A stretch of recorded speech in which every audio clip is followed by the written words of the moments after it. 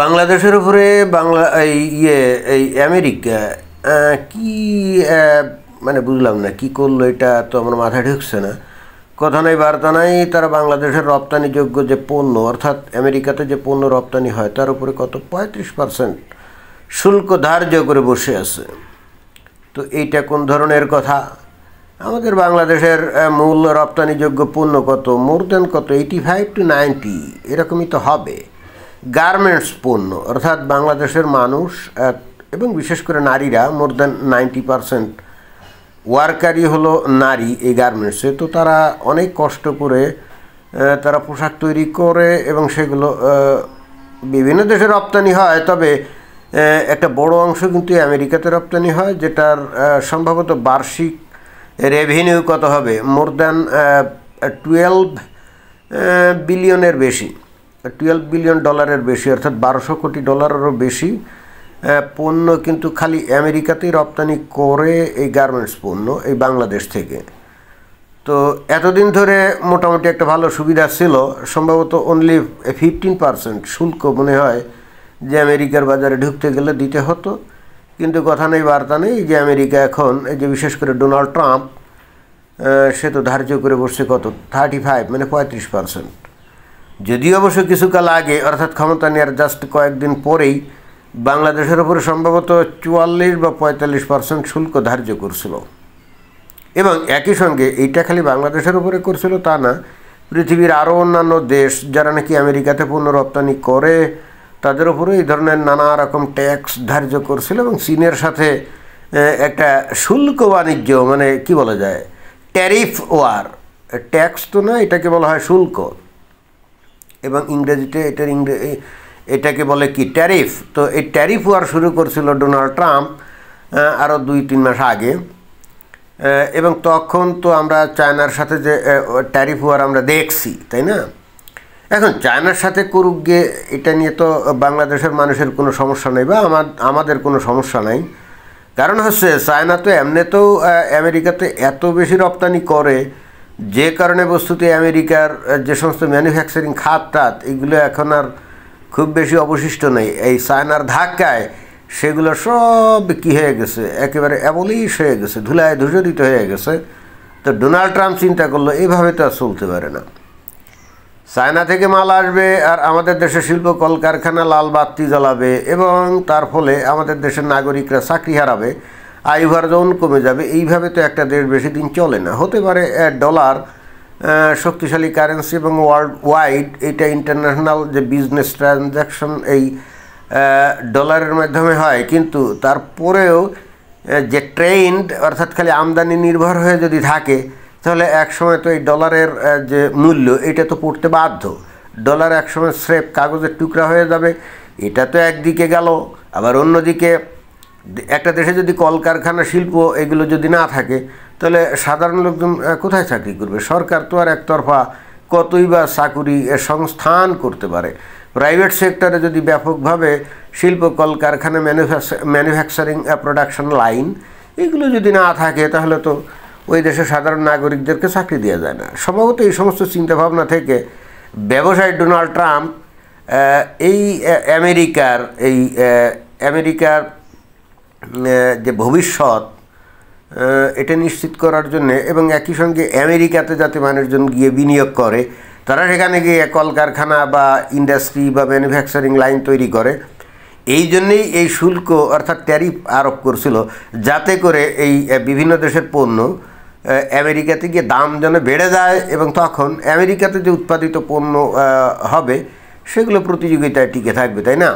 মূলত এটাই হলো কারণ। যেমন উদাহরণস্বরূপ বাংলাদেশ থেকে যে একটা কাপড় এই আমেরিকাতে মনে করেন যে এই ওয়ালমার্টে যেটা মনে করেন যে $20 কিনতে পাওয়া যায়, যেটা $20 কিনতে পাওয়া যায়, তো আমেরিকাতে দেখা যাবে যে ওই কাপড়টা তৈরি করতে সেখানে একজন মজুরকেই $20 দিতে হবে, আর তখন সেটা বিক্রি করতে হবে কত, মিনিমাম $3।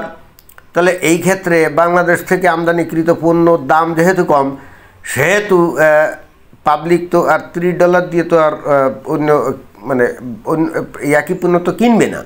সেই হেতু কী হবে, আমেরিকাতে যে কোম্পানি বা যে গার্মেন্টস ফ্যাক্টরি যদি থেকে থাকে তাহলে কি তারা লাল বাতি জ্বালাবে। বস্তুত এইভাবে এই শিল্প কলকারখানাগুলোকে উদ্ধার করে আবার প্রতিষ্ঠিত করার জন্যই এই ডোনাল্ড ট্রাম্প এই পদক্ষেপগুলো নিয়েছিল। অনেকে হয়তো মনে করতে পারে যে ডোনাল্ড ট্রাম্প পাগল হয়ে গেছে, হ্যান হয়ে গেছে, ত্যান হয়ে গেছে, কী সমস্ত করছে। জি না, আসলে ডোনাল্ড ট্রাম্প বস্তুতে আমেরিকাকে রক্ষার জন্যই কর্মকাণ্ডগুলো করছিল।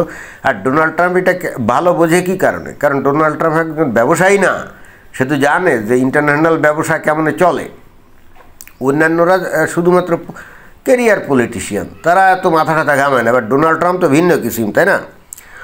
তো যাই হোক, এখন এই সারা পৃথিবীর বিভিন্ন দেশের উপরে ট্যারিফ ধার্য করার পরে আবার ডোনাল্ড ট্রাম্প আবার রাস্তাও খোলা রাখছিল এবং সম্ভবত 90 দিন রেয়াত দিছিল যে এর মধ্যে তোমরা আলাপ আলোচনা করে আমাদের সাথে একটা ফয়সালায় আসো এবং তারপরে দেখা যাবে কি করা যায়। তো এখন বাংলাদেশের তরফ থেকে কি করছে কে জানে, আমি জানি না। বাংলাদেশের কোনো প্রতিনিধি আমেরিকায় গিয়ে বাণিজ্য দপ্তরের সাথে আলাপ আলোচনা করতে পারছে কি পারে নাই।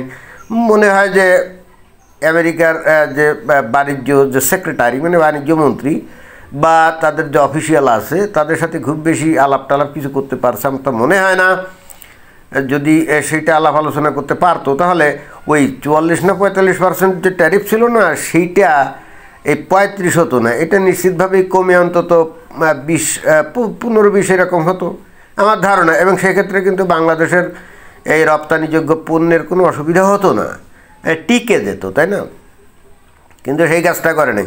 হ্যাঁ, আমি শুনলাম যে ভারতের ওপরও যে এই ধরনের যে ট্যারিফ টুরিফ বসিয়েছিল, তারা নাকি আলাপ আলোচনা করে সেটাকে কত 16 না 17% নামিয়ে আনছে। তো ভারত যেটা পারলো, বাংলাদেশ কিন্তু সেটা পারলো না। অথচ আমরা জানি যে বাংলাদেশের যে বর্তমানে প্রধান উপদেষ্টা, উনি হলেন তো আন্তর্জাতিক খেলোয়াড়, তাই না? সারা পৃথিবীতে তার কত প্রভাব প্রতিপত্তি, সুনাম, কত নাম ডাক, তাই না? আমরা চিন্তা করছিলাম যে এই ধরনের একটা পরিস্থিতিতে এই ডক্টর মোহাম্মদ ইউনূস ঠিকই কায়দা করে বাংলাদেশের এই খাতটাকে রক্ষা করবে এবং বাংলাদেশের মানুষের চাকরি বাকরি, আয় উপার্জন এগুলো রক্ষা করবে। কিন্তু আমরা দেখলাম যে এ ব্যাপারে ডক্টর মোহাম্মদ ইউনূসের কোনো মাথা ব্যথা আছে আমার তো মনে হয় না, বা তার যে উপদেষ্টা পরিষদ আছে বা আমলা যারা আছে, এদের এই সমস্ত ব্যাপারে কোনো মাথা ব্যথা আছে বলে মনে হয় না। তবে মনে না হওয়ার একটা অন্যতম কারণও আছে। কারণ হচ্ছে অলরেডি কিন্তু বাংলাদেশের এই গার্মেন্টস সেক্টর ধসে পড়ছে। কয়েক শত গার্মেন্টস ফ্যাক্টরি নাকি অলরেডি বন্ধ হয়ে গেছে এবং বাকি অনেকগুলো নাকি বন্ধ হওয়ার পথে। কারণ হচ্ছে এই যে ভারতের সাথে গ্যাঞ্জাম।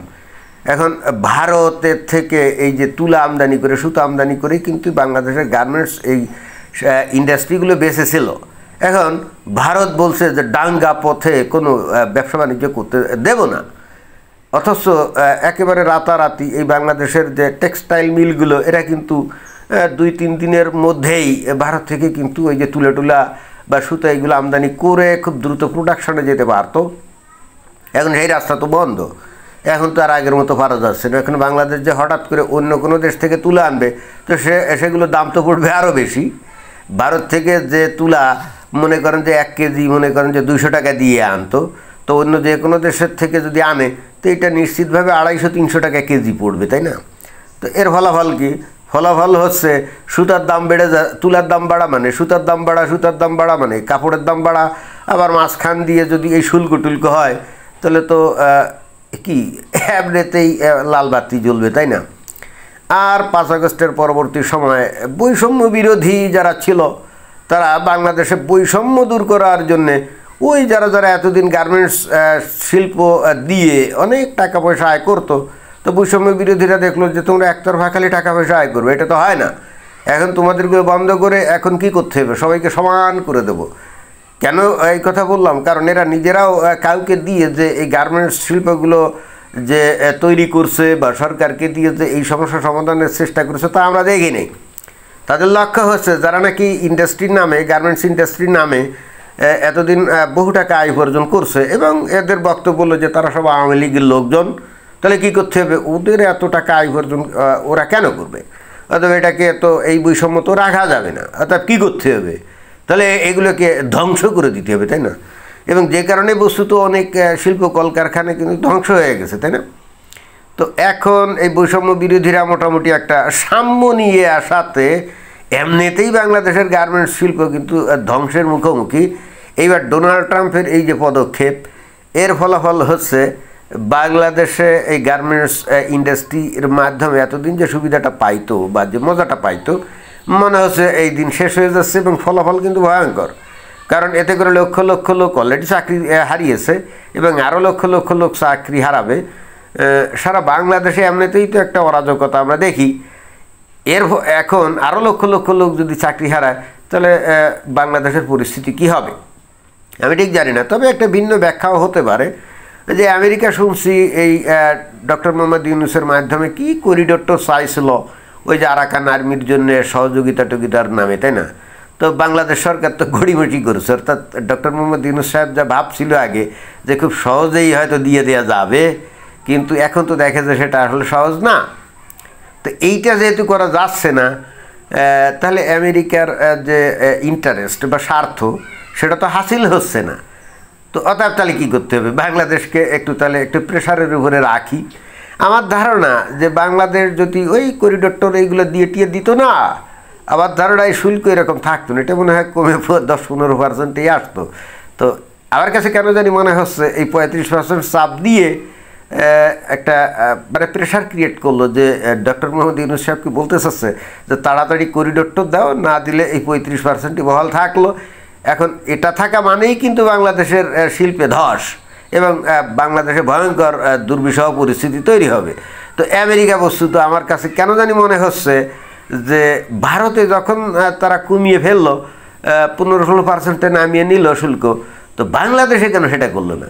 নিশ্চিতভাবে এখানে একটা প্রেশার ক্রিয়েট করে বাংলাদেশ থেকে তারা যা চাচ্ছিল সেটা আসলে আদায় করার একটা ফন্দি, এটাই আমার মনে হয়। এখন দেখা যাক আমাদের বিশ্বব্যাপী খেলোয়াড় ভয়ঙ্কর প্রভাবশালী ব্যক্তি ডক্টর মোহাম্মদ ইউনূস সাহেব এর এগেনস্টে কী পদক্ষেপ নেয়, সেটা দেখার অপেক্ষাতেই থাকলাম। ধন্যবাদ।